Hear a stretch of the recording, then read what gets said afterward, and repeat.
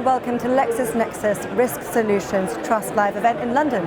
I'm Hannah Wallace, and kindly joining me now is Chris Foye from LexisNexis Risk Solutions. Chris, thank you very much for taking the time out of the busy event to come and speak with us. Thank you, Hannah. Yeah, it's a pleasure to be here. Good to have you on, and we're talking about orchestration.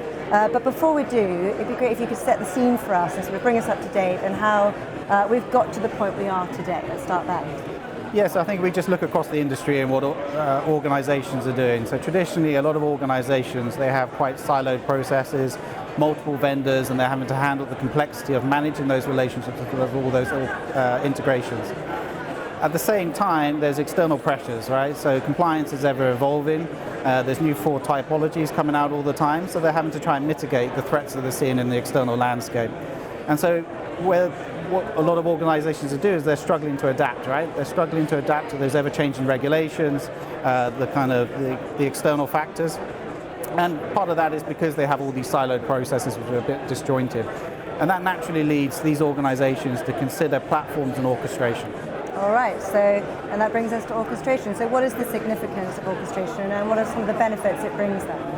Yeah, so to me, kind of orchestration is where you have a single platform where you can bring in all your processes within that individual platform. And importantly, what it does is it enables you to handle multiple decision points in an intelligent manner. And it can also manage the state. And the best way to actually understand it is just take an example.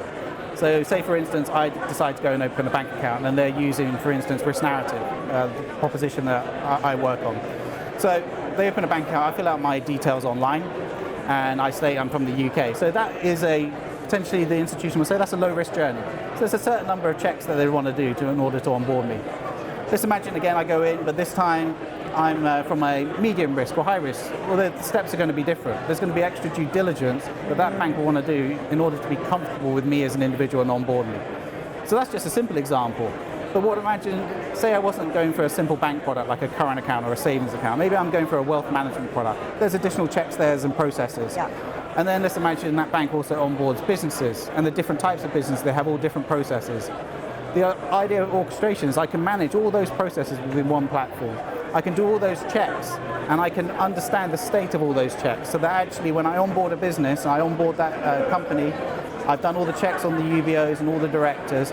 I only onboard the business when all the checks are complete. So I'm understanding all of that. So I think that's the power of orchestration. All right, some good examples there. Thank you very much for that. So to summarize then, why is a single customer view so important to digital identity then? So I think the key thing is having information in silos, not having that single customer view, can potentially open up an organization to risk. Because when you have disjointed customer profiles, or customer profiles at different places but belongs to the same individual, then I think what that means is you don't have that holistic view. You may be onboarding them with different processes, doing different types of checks, and you may not be managing the risk completely. The other thing in terms of digital identity, having that single customer view, and what we're seeing is that convergence of the physical and the digital, which is a very interesting space, and obviously an area that we operate in extensively. But having that single view of the customer in terms of digital ID means you can understand when their login behavior, their return in their digital profile. And what's interesting about digital ID is people have a personal profile and they have a work profile. And when the two start to converge, you get this complete picture, which I think as an organization can inform how you assess the risk of that individual, and various other things in terms of onboarding. Fascinating. Well, watch the space, it's safe to say. And Chris, thank you very much for sharing your insights. I'll let you get back to the event. Thank you. Thank you.